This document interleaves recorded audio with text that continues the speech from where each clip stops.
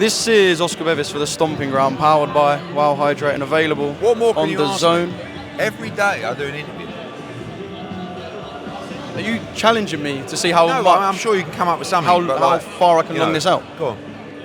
I mean, yesterday we did one. Manchester, we did one.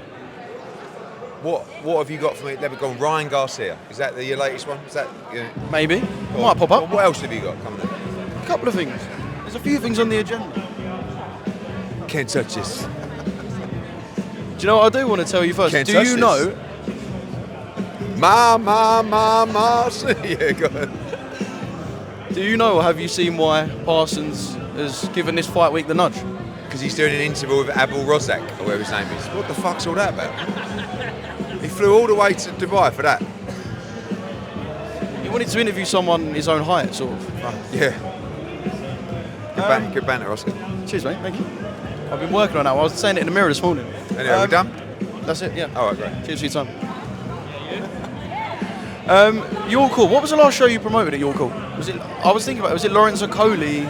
Just so you know, we're doing our way in here with the shows at the Copper Box. I know. You know that, don't you? Well, in the Your last fight I did at Your Call, fucking hell.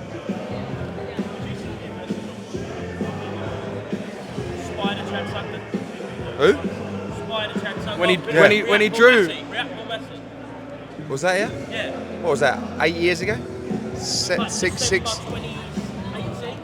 When years Kieran ago. Conway drew with Ted Cheeseman for the British. There you go. Yeah. You got good memories of the show. At So I Your bet. Call for about 6 or 7 years. Any plans to come back Texas. anytime soon? Do you know what? I do sometimes think about it. Like, you know, I made some comments previously that obviously the shows, the levels, everything's come on a lot. And with all due respect to this amazing historic place, it's difficult to have that same kind of production feel that you want. But I'm sure we'll be back at Your Call before I retire. Well, we're here for the weigh-in today. Expecting some fans in. We mentioned Johnny's support yesterday, but I was speaking to a couple of the boys on the undercard, Laley, Georgie. Yeah. Some big ticket sellers and going to be loud tomorrow. Yeah, I mean, we're through 6,000 already, so hopefully we get close to 7,000 in there, which is amazing, really. As I said to you, it's kind of like a next-gen powered show, but we're selling a lot of tickets at the moment. I think boxing's in a really good place. You know, the guys on the undercard, like Laley, 400 and something tickets. Maisie Rose, 200. Jimmy Sains, 200. Giorgio Vizioli, nearly 200. You know, so Johnny Hedges, 300. It adds up. You know, time you used to take your box office sales, and of course the sales of Johnny Fisher, that's more like 3,000 on his own, which is absolutely insane. Mate, can't wait. It's going to be wicked. Yeah, it will tomorrow be a night. great atmosphere. We are going to talk about Ryan Garcia.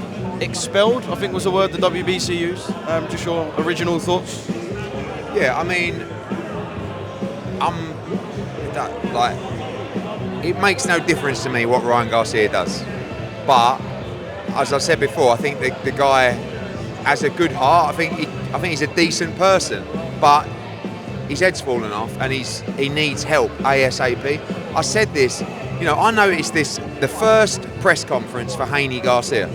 I was looking at him going, well, what has happened to this bloke? I've met him a few times, and I looked at him, I was like, what has happened to this guy? And everyone was like, no, I think he's just selling the show, etc. Then I saw him at the press conference on Fight Week, and it was like even worse. I mean, you know, he ended up performing pretty well in the fight. Obviously, we know maybe why, maybe whatever.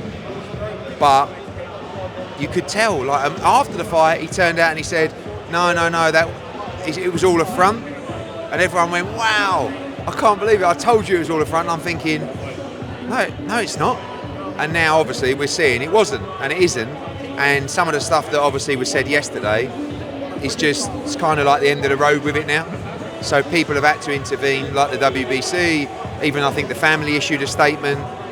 And hopefully that'll be enough for Ryan Garcia, or for even more people around him, to get him the help he needs. I think it's easy for people to say he needs help, but what can people actually do when his family are the ones putting a statement I out? had this with Scott Fitzgerald, right? Steve Wood sent him into rehab. You know, we helped him. He came out. I was talking to him all the time. I was trying to get him to, you know, see different people. And there's only so much you can do. So now people are actually taking a stance on it, which is a good thing, and hopefully that'll be enough. I know he was talking about going to spar Virgil Ortiz, but just in that, have fighters around him or fighters kind of goading him, have they got to take a step back as well? Because the more he gets goaded, the more he's going to continue. Some of the everyone just got to ignore some of Ryan the things Garcia that he said to fighters, and some of the things he said about fighters' families are extremely personal. So you can't just expect people to go, give him a free pass for it. Do you know what I mean? But obviously, people now realise that he's behaving that way and he has a problem. So you can at least, I guess, take it in a different kind of way. Would you be happy to work with Ryan Garcia in the future if this is all? Look, first things first. Priority for him is get well. So it's not unrepairable damage that he's doing at the moment. I mean, very few things in life are unrepairable. But what he should be doing now is gearing up for the return. But he's got a long way to go till he could return to a ring. Canelo against Chris Eubank Jr. Yeah, I mean, I guess a good chance for Canelo to come to the UK. Well, I don't think he'll be in the UK. I think he'll be in the US, but I don't know. Would you call that a big fight in the US? No, not really. I mean, it's just, Eubank got stopped by Liam Smith. He came back and, for me, Conor Benn, the welterweight, against Chris Eubank Jr. is a 50-50 fight. Chris Eubank against the 168-pound Canelo Alvarez is not, So I think that, I get it, but prefer Edgar Berlanga. I think he's a mandatory challenger. He's a big, strong 168-pounder that can really punch. Mexico against Puerto Rico, that's a big fight that does big numbers. Where are you at with Edgar Berlanga? Just in the hat, really. I think you've got Charlo, you've got Berlanga, you've got, as I understand it, Eubank as well, so we'll see. Does the Charlo fight interest you at all? Not really, no. He's been inactive, it's not competitive, what's the point? When you got a fighter like Canelo, you said in the hat, is that the way to deal with a fighter of that magnitude, I guess? Yeah, because he's going to make the decisions, ultimately, and it's going to be a decision based around money and who he wants to fight. And I think he would enjoy the fight with Edgar Berlanga because Edgar Berlanga would stand in front of him, he would trade with him, he would make it exciting, and I think that would be the right choice. And that would be the final fight on his PBC contract, as we understand it. One more thing that we didn't mention, the FaceTime between Anthony Joshua, Tyson Fury. Did you know about that? Was you present for that in the room? No, I wasn't. No, we just finished our meetings, and AJ was still hanging around, and His Excellency got Tyson Fury on the FaceTime, which is great. We know that His Excellency wants that fight, and hopefully one day we'll see it. But there's a lot of fights that need to take place in the meantime. Did you think it was a little bit awkward?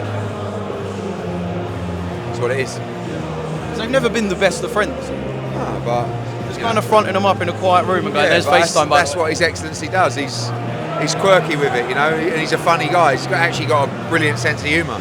He would have thought that was quite funny to wind them both up. So, one more thing: England score prediction, Babic Fisher fight prediction, and I'm going to put them in a little. So I'm going. Listen, I love Alen Babic, but I believe Johnny Fisher wins this fight inside 3 rounds. I think it'll be a shootout, and if it doesn't, I think Alen Babic's got a great chance. England prediction: squeaky bum 1-0 to England.